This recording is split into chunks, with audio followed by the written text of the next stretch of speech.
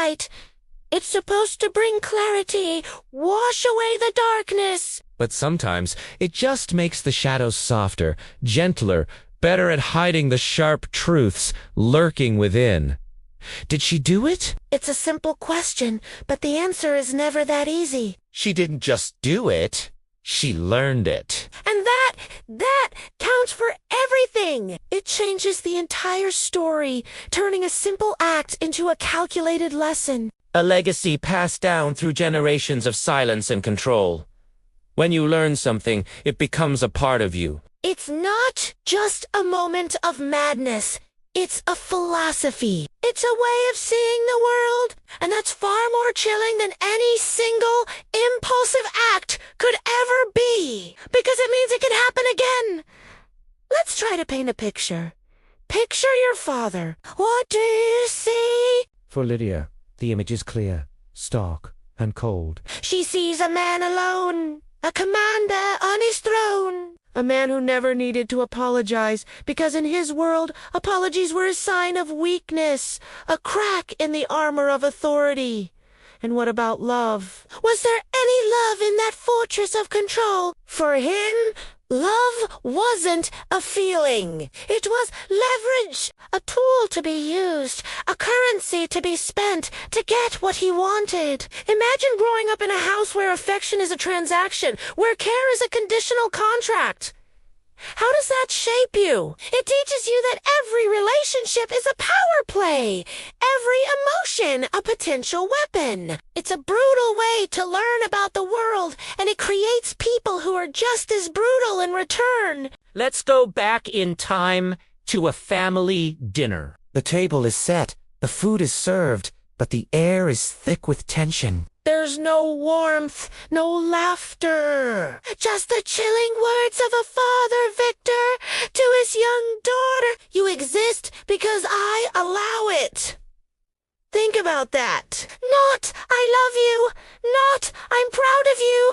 But a declaration of absolute ownership. Young Lydia's response is just as telling. I.e. Gwen told. She's already learned her lesson. Obedience is survival. Victor then delivers his twisted philosophy, his final lesson for the evening. Control is kindness. Remember that? A lesson taught in silence, in the spaces between words, reinforced by fear. This wasn't a home. It was a training ground. A place where a child learns that love is conditional and her very existence is a privilege granted by a tyrant. This is the root of it all. The seed of darkness planted long ago, now blooming in the present. So we started searching the house, this grand, cold museum dedicated to one man. And everywhere we looked, there he was. Victor. Portraits of him in every room, always centered, always commanding attention even from beyond the grave. It felt less like a home and more like a rehearsal for memory, a carefully curated exhibition of his own greatness.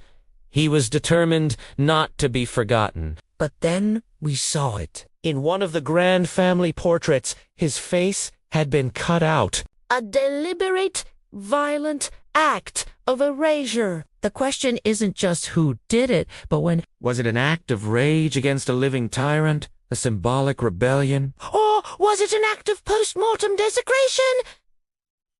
An attempt to erase him from memory after he was already gone.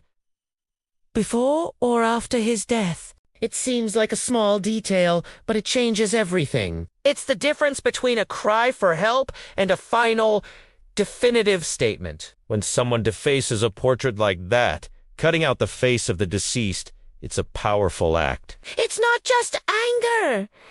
It's a form of grief. It tells us that someone was grieving before the body was even cold. They weren't just mourning a death. They were mourning a life lived under his shadow.